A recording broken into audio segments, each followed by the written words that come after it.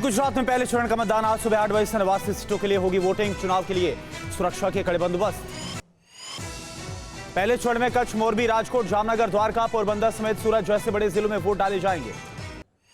केंद्रीय मंत्री पुरुषोत्तम रूपाला, पूर्व सीएम विजय रूपाणी और केंद्रीय स्वास्थ्य मंत्री मनसुख मंडाविया भी मतदान करेंगे।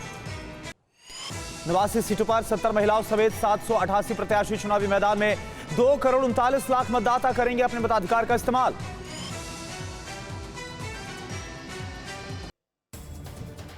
गुजरात विधानसभा चुनाव के सेकेंड फेज के लिए आज बीजेपी नेताओं का धुआंधार प्रचार। गृह मंत्री अमित शाह, सीएम योगी समेत कई दिग्गज करेंगे रैलियां। आज 3 रैलियों को संबोधित करेंगे पीएम मोदी। कलोल, छोटा उदयपुर और हिम्मत नगर में पीएम मोदी की रैली। अहमदाबाद में आज प्रधानमंत्री का मेगा रोड शो। 28 किलोमीटर चलेगा मोदी का काफिला। पंचमहल, छोटा उदयपुर और हिम्मत नगर। ये सिर्फ एक छोटे से बेडरूम से मशरूम की खेती करके महीने का 50,000 कमा रही हैं। मशरूम खेती सीखनी है तो फ्रीडम ऐप को अभी डाउनलोड कीजिए। में 3 चुनावी रैलियां भी करेंगे पीएम। बीजेपी राष्ट्रीय अध्यक्ष जेपी नड्डा ने गुजरात के नाडियाड में रोड शो किया। कहा कि ये जनसलाह बीजेपी में लोगों के विश्वास और आकांक्षाओं का प्रतीक है। बीजेपी कैंडिडेट बाबा जडेजा ने परिवार में मतभेदों की खबरों को खारिज किया। कहा कि परिवार में सब कुछ ठीक ठाक है। टीवी9 भारतवर्ष से एक्सक्लूसिव बातचीत बोले गृह मंत्री अमित शाह। कट्टरपंथ पर सख्त पाबंदी बेहद जरूरी है। अमित शाह ने कहा गुजरात में प्रचंड बहुमत से फिर बनाएंगे सरकार। जीत के साथ तोड़ेंगे सारे रिकॉर्ड्स। श्रद्धा हत्याकांड के आरोपी आफ्ताब का नार्को टेस्ट आज। दिल्ली के अंबेडकर अस्पताल में तैयारियां पूरी। आरोपी आफ्ताब ने हत्या की बात को कबूला। बॉडी पार्ट्स की तलाश अब भी जारी। आज सुबह 9 बजे शुरू होगा आफ्ताब का नार्को टेस्ट।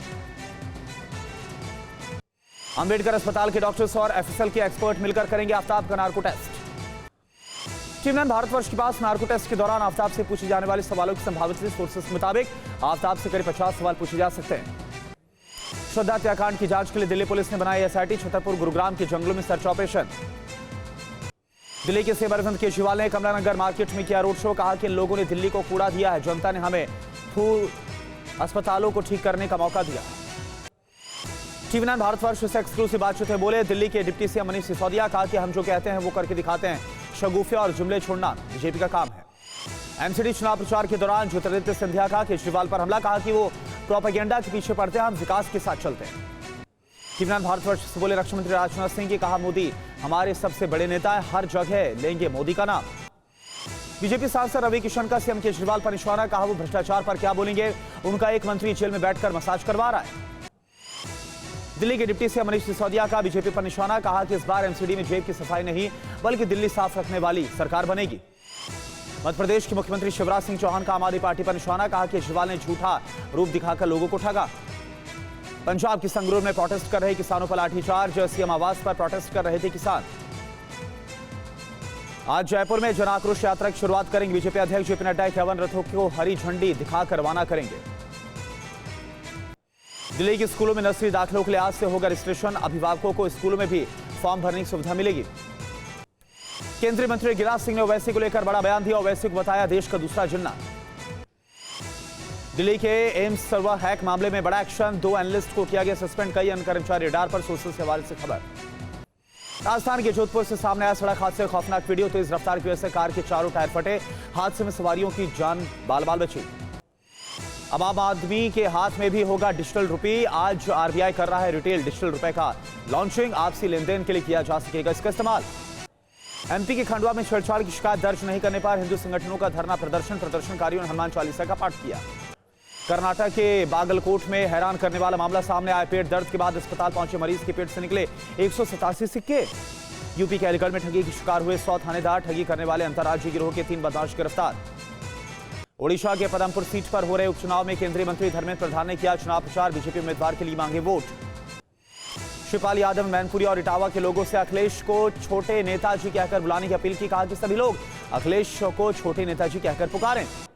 तिहाड़ जेल में बंद दिल्ली सरकार की मंत्री सत्येंद्र जैन की जमानत याचिका पर सुनवाई। सत्येंद्र जैन ने निचली अदालत के फैसले को दिल्ली हाईकोर्ट में चुनौती दी है। पेंटागन की रिपोर्ट में हुआ सनसनीखेज खुलासा। सीमा विवाद के बाद भारत से बाकी रिश्ते खराब नहीं करना चाहता है चीन। चीन ने अमेरिका को दी चेतावनी। भारत के साथ उसके रिश्तों को ना दे दखल। 13 साल में न्यूक्लियर वेपन स्टॉक 4 गुना बढ़ाएगा चीन। चीन के पास 2035 तक 1500 न्यूक्लियर वॉरहेड होंगे। स्पेन की मैड्रिड में यूक्रेनी दूतावास में धमाके में दूतावास के कर्मचारी घायल। रूसी ठिकाने पर यूक्रेन का ड्रोन से हमला, ड्रोन अटैक में एक साथ कई ठिकाने तबाह। एंटोनोवस्की ब्रिज के पास आमने सामने की लड़ाई, रूसी यूक्रेनी फोर्स के बीच ताबड़तोड़ फायरिंग। घने जंगलों के बीच यूक्रेनी आर्टिलरी का एक्शन, TATU के टैंक का रूसी ठिकानों पर ताबड़तोड़ अटैक। यूक्रेनी M27 लॉन्चर का वीडियो सामने आया, मल्टीपल लॉन्च रॉकेट सिस्टम से रूसी ठिकानों पर अटैक।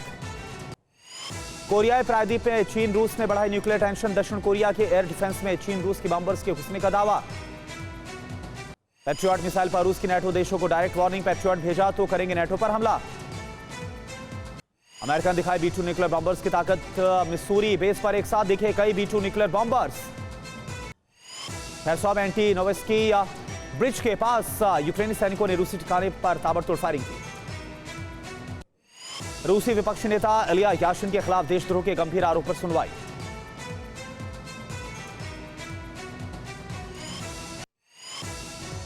ये सिर्फ एक छोटे से बेडरूम से मशरूम की खेती करके महीने का 50,000 कमा रही हैं। मशरूम खेती सीखनी है तो फ्रीडम ऐप को अभी डाउनलोड कीजिए।